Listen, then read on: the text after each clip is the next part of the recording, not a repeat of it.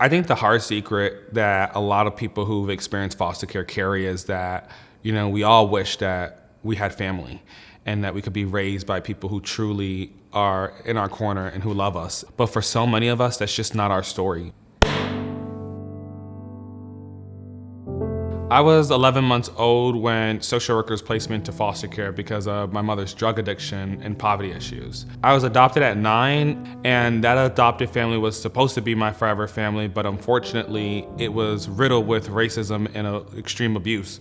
The things that I had to do to prove what I was going through really fired a passion in me to say the system has to function differently. I should not have had to literally tape a recorder to my chest to actually tell the world what was happening to me and to be believed. And so when I turned 15, I joined the youth advisory board at the foster care agency. And that's when I started to be able to give recommendations, to be able to work with the state legislators to understand how is it that you actually fix a broken system. I started to think of us in 2017 because I knew that the foster care system was broken, and so many of us who have experienced it want to transform it. The foster care system has about 400,000 young people in it at any time. Where foster care really failed me was the fact that I could have lived with people who could have loved me. 3 years ago, I realized that I had 4 uncles and aunts who were foster adoptive parents who had been fostering longer than I had been alive. And this whole entire time, I've actually could have been raised with family if we would have had prioritized family members.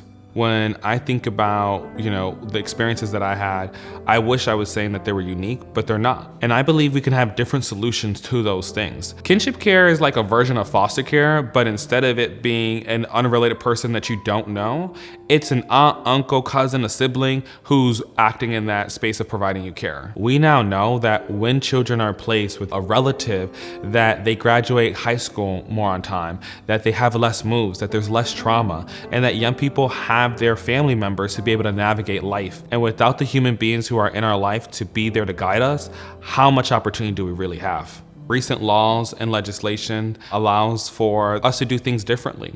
Now child welfare is able to actually provide services without having to separate a family. How is it that you get a family the housing support, the mental health support, the things that will keep them together instead of taking that child and having to place them in foster care? And that's a very new function for the child welfare system. And so if we need to separate family, let's make sure we have exhausted every other option before we do that. And if we do have to separate family, that we place them with a relative. This has the potential to really make our foster care system a family first type system. My name is Sixto Cancel, and this is my brief but spectacular take on prioritizing kinship care.